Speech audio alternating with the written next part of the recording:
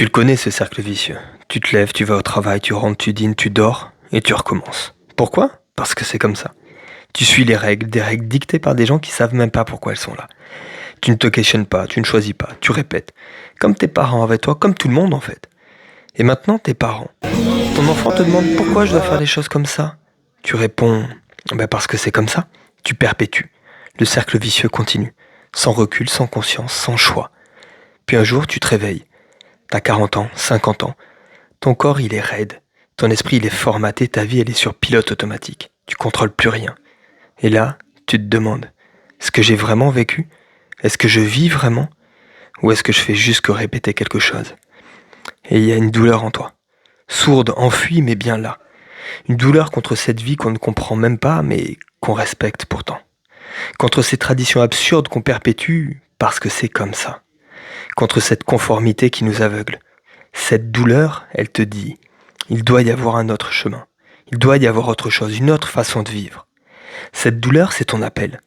C'est ton cri, c'est ton signal. Le signal que tu es vivant. Que tu refuses juste de répéter. Que tu veux choisir. Mon travail, c'est pas de t'apprendre la capoeira. Mon travail, c'est de casser ce cercle-là. De t'aider à te questionner plutôt qu'à répéter.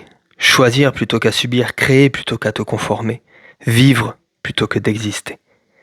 Le corps est juste le point d'entrée. Parce que ton corps est raide, c'est le reflet de ton esprit formaté. Quand tu casses la raideur physique, tu casses la rigidité mentale. Quand tu apprends à bouger avec fluidité, tu apprends à penser avec fluidité, à sortir des schémas, à oser d'autres chemins, à choisir ta propre vie. La capoeira m'a appris ça, qu'on peut casser ces règles absurdes, qu'on peut créer ses propres règles, qu'on peut choisir comment vivre. Pas parce que c'est comme ça, mais parce que je choisis. Maintenant, je transmets ça. Pas à tout le monde, bien sûr. Seulement à ceux qui sentent cette douleur sourde, ce refus de juste répéter, cette soif de vivre, vraiment. Si tu te sens cette douleur en toi, si tu refuses ce cercle vicieux, si tu veux casser plutôt que de perpétuer ça, je suis là. Pas pour t'apprendre des mouvements, mais pour t'aider à choisir ta propre vie, à la vivre consciemment, pleinement, vraiment.